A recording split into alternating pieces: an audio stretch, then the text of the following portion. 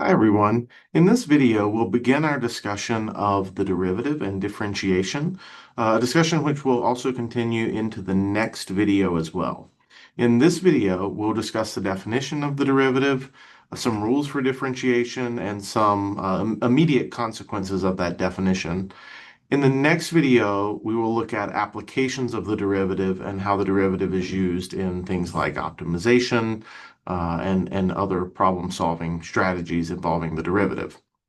So for our purposes today, we want to begin by looking at the definition of the derivative.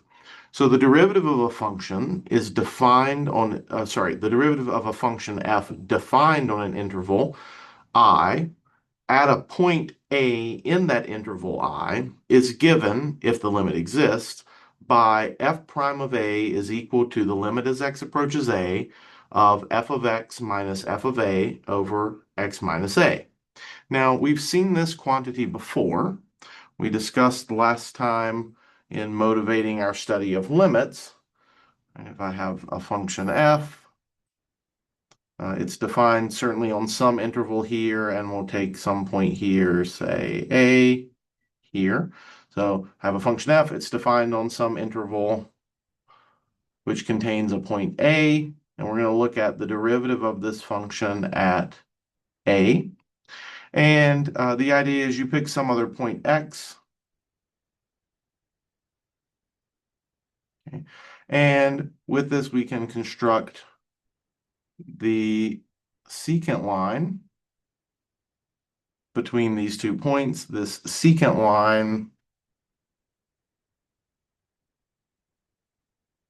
has slope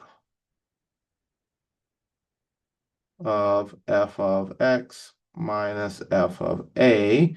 That's the difference in these y coordinates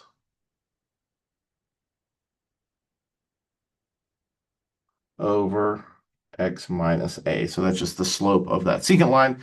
And then the idea given here is, okay, here is that slope. Okay. And so now what I want to do is I want to take that slope and I want to look at what happens as x goes to a. So as I let x get closer and closer to that a value on either side, what's happening to this slope? What is it approaching? And what this says is if that limit exists, so if that slope is approaching some finite real value, then we'll say that that is the derivative of the function at that point. Yeah. Now, since we can find the derivative at a point, we can then find it at many different points, and we can construct a derivative function. Here in this definition, we're given the derivative function by f prime of x is equal to, and you'll notice there's sort of a slightly different definition given here. It turns out that these two really are equivalent. We'll talk about that in a second. But here we're given the limit as delta x goes to 0 of f of x plus delta x minus f of x over delta x. And if that limit exists, or either of these limit exists, then this function is said to be differentiable at either a or at x. If we say a function is differentiable on a given interval, that means it's differentiable at every point in that interval. Now, again, you'll notice here, the only difference here is just sort of a difference in notation. So here, if I think about having a function, and I want to think about here, I'm taking the derivative at x, but I may want to move x around later. So I then just look at some other point relative to x, which is f plus, or sorry, is x plus some delta x. So delta x is just representing this difference between x and this other point. So again, you can use that to do the same thing. So you can construct a secant line through these 2 points. You can calculate its slope, which is given here by this quantity. And then you want to see what happens as this point moves back towards x as it gets closer and closer to x. Well, that happens when that delta x goes to 0. So here you end up with a delta x goes to 0 term in the limit instead of x approaches a. They really are the same thing. They're equivalent definitions. It's not ever going to be the case that, for example, you get it's differentiable with one definition and not the other. You could just as easily up here write the derivative at a point A as the limit as delta x goes to 0 of f of a plus delta x minus f of a all over delta x. So that's basically just thinking of the derivative at a point by plugging in a specific value of x here. Likewise, down here, you could do something similar, although um, you have to be a little bit careful. We would want to look here. So if you sort of think about coming up here and you say, well, I want x instead of a. If you come up here and you start trying to plug in x, the problem is x already appears here. So I would rewrite this then as the limit as z approaches x of f of z minus f of x over z minus x. Okay, this would give me a derivative function. This gives me a derivative at a point, but you're really sort of working through two different formulations of the same type of definition. I'll also note that some other books tend to use, instead of a delta x, they'll use an h. So you may have seen before h here instead of a delta x. H is probably more commonly what you would see in most calculus books these days. Delta x is a little more accurate historically. Earlier mathematicians who were studying this some of them would have been more likely to have used delta x. There were a number actually of different mathematicians who looked at this. Fermat actually used a capital E instead of an H. Others used delta X, others used different notations, but all roughly meaning the same idea that I'm moving a little bit away from X and then I want to let that value go to 0. Now, I want to point out one last thing about this definition, which is that you'll notice that when we defined the limit, we needed a function which was defined on an interval I, except maybe at the point A. Here, for the definition of derivative, we've defined the function f, and it needs to be, sorry, we've defined the derivative such that it only applies for a function defined on an interval I, and the point A must be in I. Let's talk about that. We necessarily, because of the way we've defined this here, we need our function to be defined at A. Otherwise, this f of A is never going to make sense. But if you'll notice the expression we're taking a limit of, it is defined on that same interval that my function is defined on, but it is not actually defined at A. So at A, I'm going to run into the issue that my numerator is f of A minus f of A, which is 0, over A minus A, which is 0. So the thing I'm taking a limit of is actually undefined at A, even though my function f is defined at A. So it's important that our limit definition allow us that flexibility to talk about the limit of a function that may not be defined precisely at the point we're taking the limit at. Now, immediately out of this definition follow a couple properties.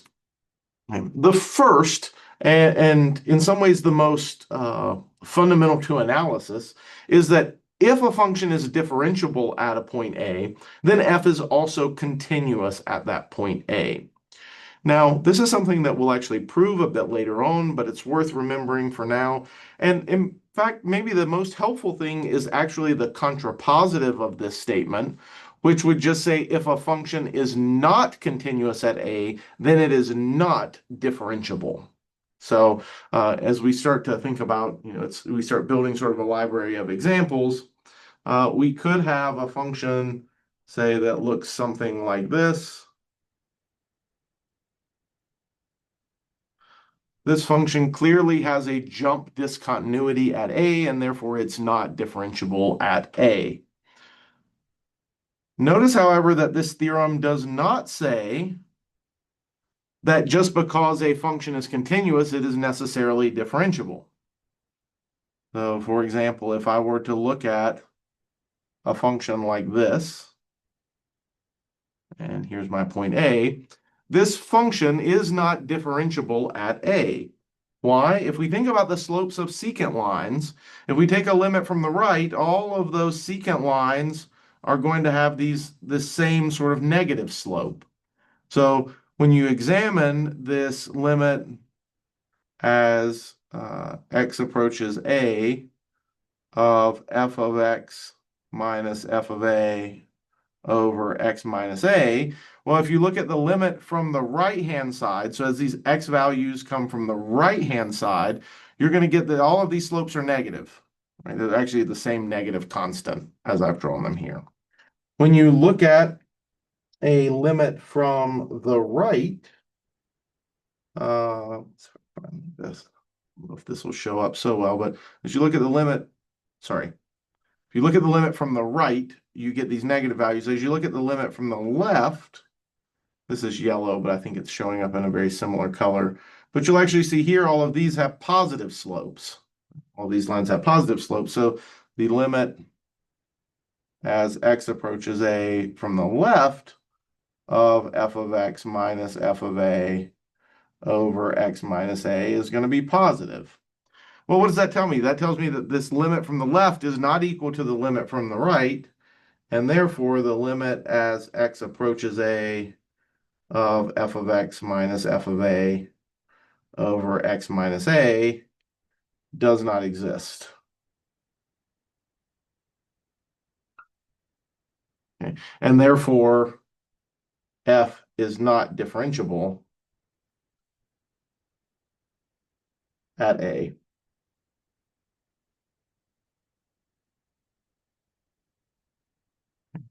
So what we have here is an example that shows us if a function is not continuous at a, then it is not differentiable at a. Over here, what we have is a function that shows us that just because it is continuous at a does not necessarily mean it is differentiable at a. However, what this theorem up here says is if we know it's differentiable, then it must be continuous.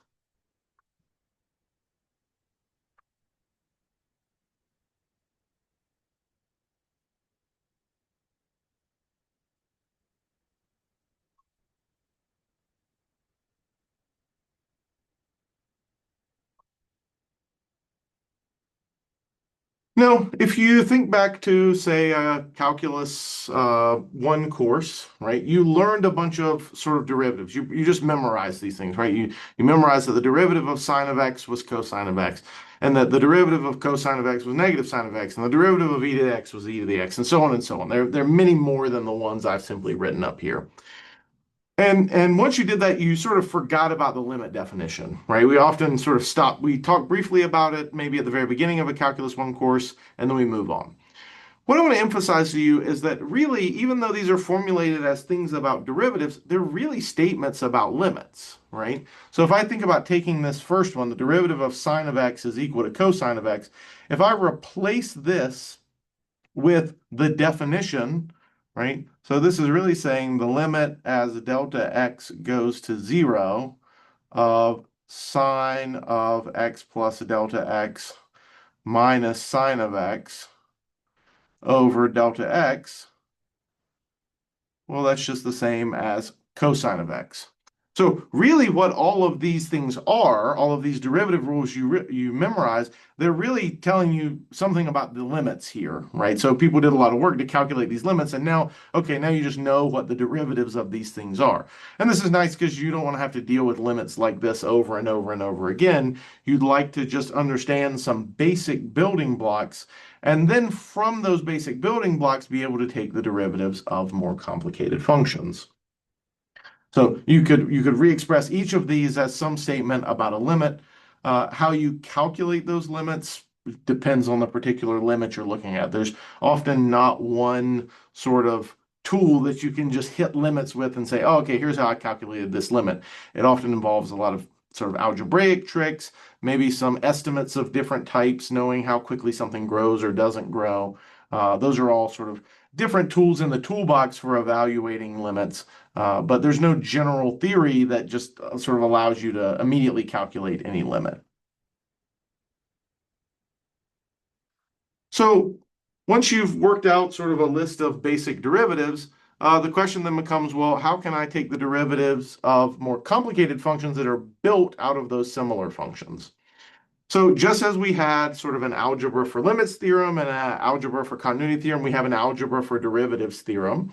All of these theorems tell us how to take the derivatives of functions that are themselves sums of functions, differences of functions, products of functions, quotients of functions, etc. So suppose that f and g are differentiable functions, and they're both differentiable at a point x is equal to a, and c is just some constant. Then the first rule here tells us if I have the derivative of a constant times a function, it's just that constant times the derivative of the function. The second theorem tells me that if I have the derivative of a sum of two functions, I can just take the derivative of each individual function and add those together, or similarly with subtraction. So we sometimes say the sum or difference, sorry, the derivative of a sum or difference is the sum or difference of the derivatives of those individual functions. But now you'll notice that the next two look different, right? They don't look like what we would expect based on uh, the limit properties, for example. So, for example, when we talked about limits, we said the limit of a product is the product of the limits. Here, we have a derivative of a product, but notice that we don't get back just f prime of a times g prime of a, right? We get the product rule, which you saw in Calculus 1.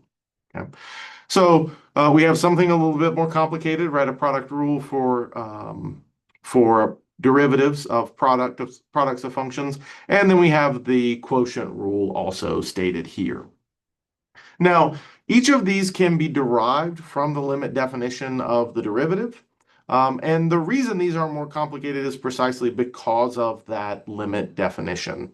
We'll look at all of this more in depth a little later on, but just to remind you that these are derivative rules you know for taking the derivatives of functions, right? So now, you know, you know the derivative of e to the x, and you know the derivative of sine of x, right? And so now this just allows you to take the derivative of the product of these two functions, right? So I can just say, okay, well, I'll take the derivative of the first part, leave the second part alone. So derivative of e to the x is e to the x times leave the second part alone, plus leave the first function alone, and now take the derivative of the second part, right? And so this is just a rule that allows us to do these things. Now, I'll also point out that it actually says something uh, a little bit more conceptual as well, which is that if I take a function which is differentiable and I multiply it by a scalar, I get another function which is differentiable. If I take two differentiable functions and add them together, I get a differentiable function. If I take two differentiable functions and multiply them together, I get a differentiable function. And if I take a quotient of two functions, I get two differentiable functions, I get another differentiable function, provided that the function is not equal to zero at the point I'm trying to take the derivative at. So it actually says a lot of nice things. These first two in particular mean that the derivative is a linear operator on an appropriate vector space of functions. So if those words mean something to you, if you've taken the grad linear course, then that's just something to be aware of.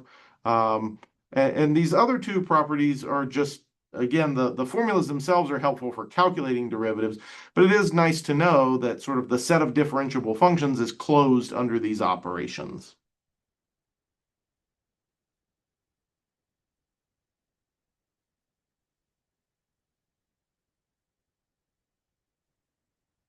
Now, the one rule we still haven't discussed is what you would have called the chain rule in Calculus 1. And the chain rule, although we often sort of in Calculus 1 just express it in this way, I want to spend a little time, like the setup we have to be a little careful about because we're dealing with a composition of functions. So there are a couple of things we have to be careful about. The first is making sure that the domains and ranges of the respective functions are compatible in such a way that the composition will actually be defined at all. And the second is being a little careful about where each function needs to be differentiable in order for the composition of the functions to be differentiable. Okay. So we're going to suppose we have a function f, which maps from a closed interval AB into a closed interval CD. And then we're going to assume that G is a function from CD into R. And I want them to be differentiable functions at x equals a. So I want f to be differentiable at x equals a.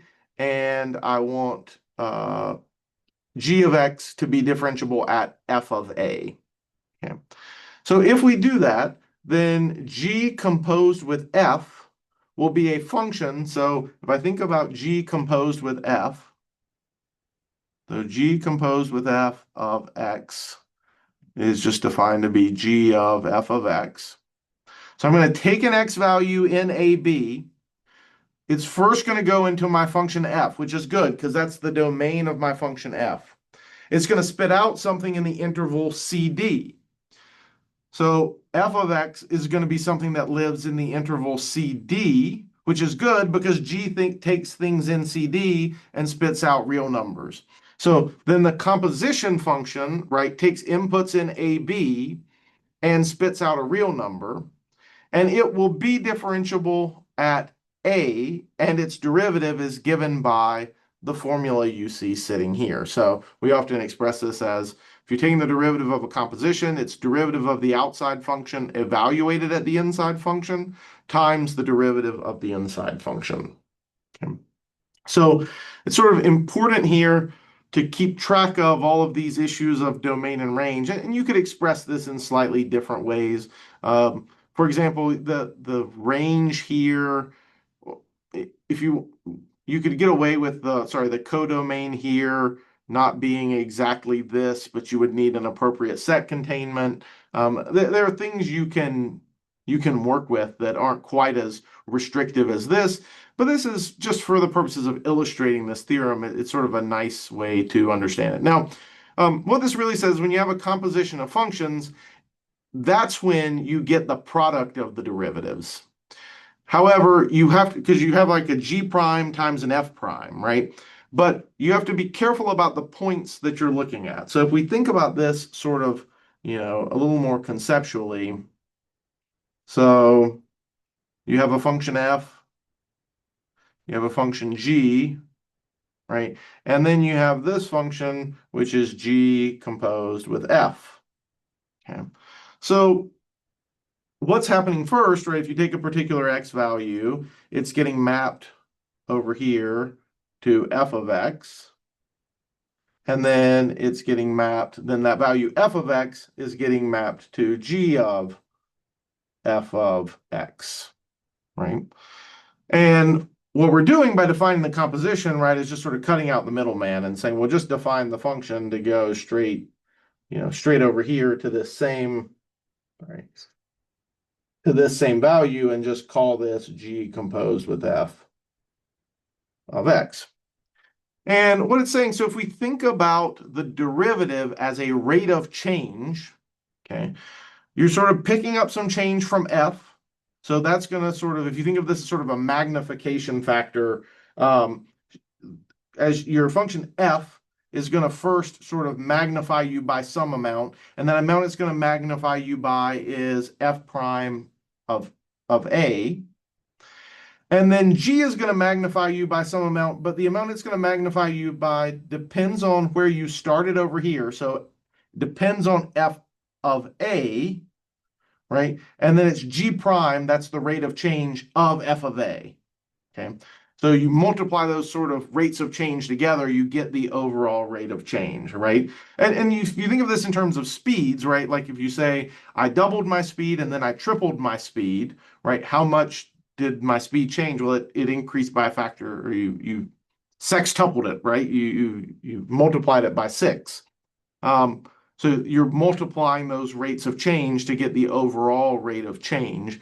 That's exactly what's happening here, except the rates of change may not be constant, right? So you have a function and its rate of change could be different at different x values. And that's what this being careful about where you evaluate these at is taking into account.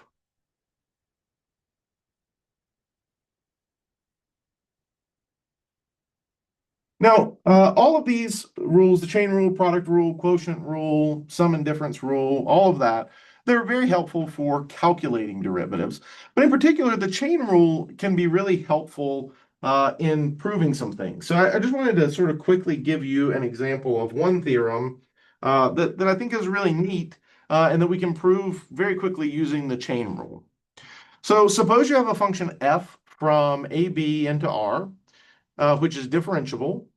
And let's assume that you also know that the derivative of that function is never zero on the closed interval AB. Then we can show that for y equals f of x, f inverse of y is, or sorry, f inverse prime of y, so that's the derivative of the inverse function of f, is equal to 1 over f prime of f inverse of y. Okay, now why is this helpful? So let's first see how we can use this, and then we'll prove it. So recall that we said earlier, right, the derivative of sine of x is cosine of x. Okay, great. Knowing that, I might want to then compute the derivative of sine inverse of x. Okay. Well, what this tells me is if I want the derivative, so my function f here is sine. I want the derivative then of sine inverse, right? And what this tells me is that it will be 1 over f prime, so the derivative of sine, which is cosine, of f inverse of x. So it's cosine of sine inverse of x. No, that's actually a perfectly good expression. But if you look in a calculus book where you might go to the table of derivatives in the back, it won't say this. Almost certainly, I guess I've not seen every calculus book, but most of them won't say this. Okay, so what we can actually do is we can simplify this expression here a bit. So if we sort of come down here and say, okay, I've got cosine of sine inverse of x. Let's see, let me just give this a name. I'm going to call it theta. So I have theta is equal to sine inverse of x. And if I take sine of both sides, that would mean sine of theta is equal to x. Well, let me draw a reference triangle over here. If I remember that, it's a right triangle. I remember that sine is equal to opposite over hypotenuse. So if I label this angle here theta, then the opposite over the hypotenuse, that ratio should be x. So like x over 1. So I could make my opposite side x, my hypotenuse 1. And by the Pythagorean theorem, the length of this side would just be 1 squared minus x squared, or sorry, square root of 1 squared minus x squared, or square root of 1 minus x squared. And now if I look up here at this expression I actually wanted to calculate, well, this is now just cosine of theta. Okay. Well, cosine of theta, I remember, is adjacent over hypotenuse. So if I look at my theta here, adjacent is square root of 1 minus x squared. Hypotenuse is 1. So this is just square root of 1 minus x squared. So coming back up here, this is the expression I was trying to simplify. This is, in fact, 1 over square root of 1 minus x squared, which is precisely the formula you're likely to see in a calculus text. All right, so so this has some nice uses, right? If you actually tried to calculate this from the limit definition, I actually, off the top of my head, have no idea how you would do that without doing exactly this. Okay, so let's see why this is true more generally. So to prove this, we're going to use sort of the one thing we know about inverse functions, which is that they are inverses. So I know that for any function, if I have its inverse function, then f inverse of f of x ought to be equal to x, right? That's the whole point of inverse functions. They undo each other, right? Now, there is a subtle question here about how do I know that an inverse function exists? To know that an inverse function, like a function from R to R, that's a properly defined function, a well-defined function exists, I need to know that my function f is 1 to 1. That's actually where this condition f prime of x is not equal to 0 comes in. So if f prime of x is not equal to 0, it turns out that means my function is either always increasing or always decreasing. And therefore, I can't switch from increasing to decreasing, so I must be 1 to 1. I can't have two different inputs giving me the same output. So it actually turns out that this condition is enough to justify that this function is 1 to 1 on the interval AB, and therefore my inverse function does exist. So now from here, what I'm going to do is I'm just going to take a derivative of both sides with respect to x. The right-hand side is simple, right? Derivative of x is 1. The derivative of the left-hand side, I'm going to apply the chain rule.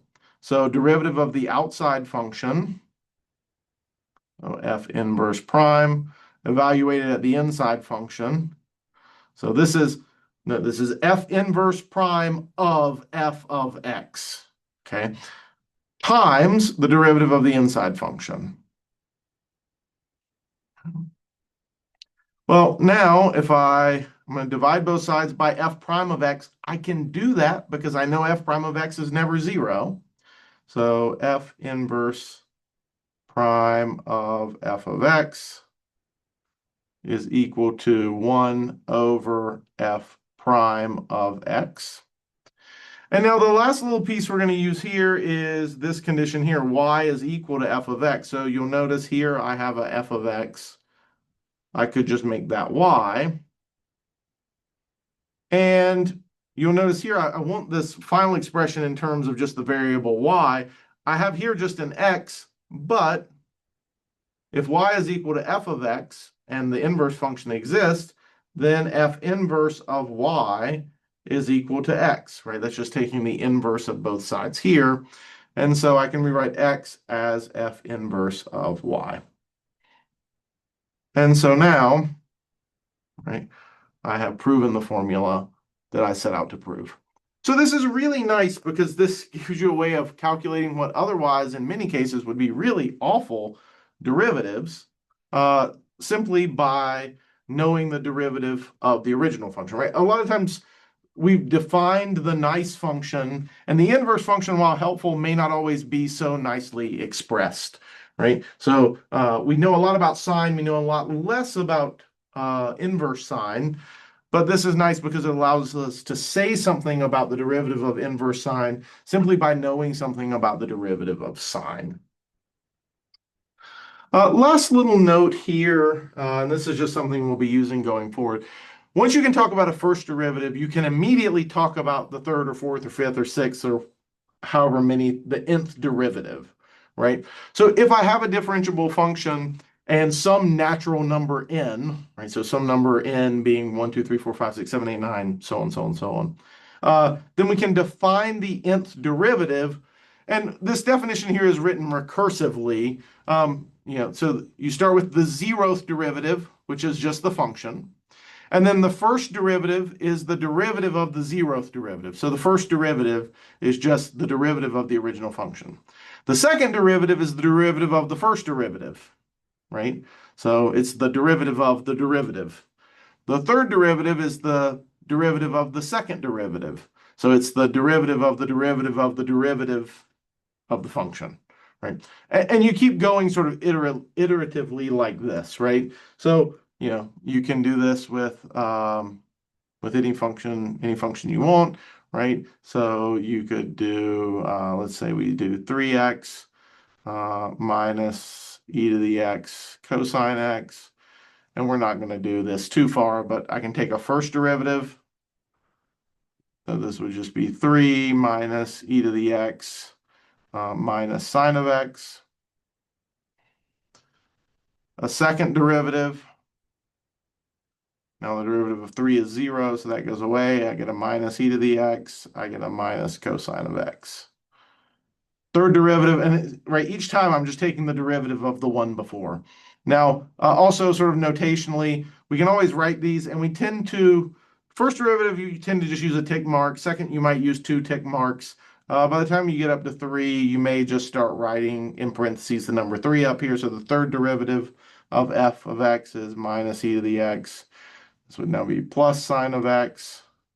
Okay, and you can keep going, right? But the idea is just you get higher derivatives by continuing to take derivatives. So the 53rd derivative is just the derivative of the 52nd derivative. It also sort of is unfortunate because it means that, at least by the definition, unless you can find some pattern, often aren't shortcuts, right? So the only way to find the 57th derivative is to find the first 56 derivatives. Now, sometimes there are shortcuts or you can see patterns that help you out and you don't really have to calculate all of those. So for example, if you ask me for the 57th derivative of x to the 12th, I would know for sure that's 0. Because as you take derivatives of polynomials, the powers go down using the power rule, and eventually you just end up with the constant 0.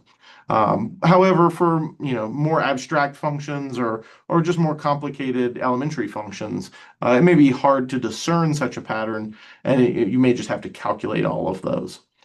So we're going to stop there for this video. In the next video, we are going to look at applications of the derivative. So once we know how to calculate the derivative, how the derivative is defined, rules for taking derivatives, then how do those things, how does the derivative help me solve problems related to, say, optimization, max-min, just understanding what the graph of a function looks like.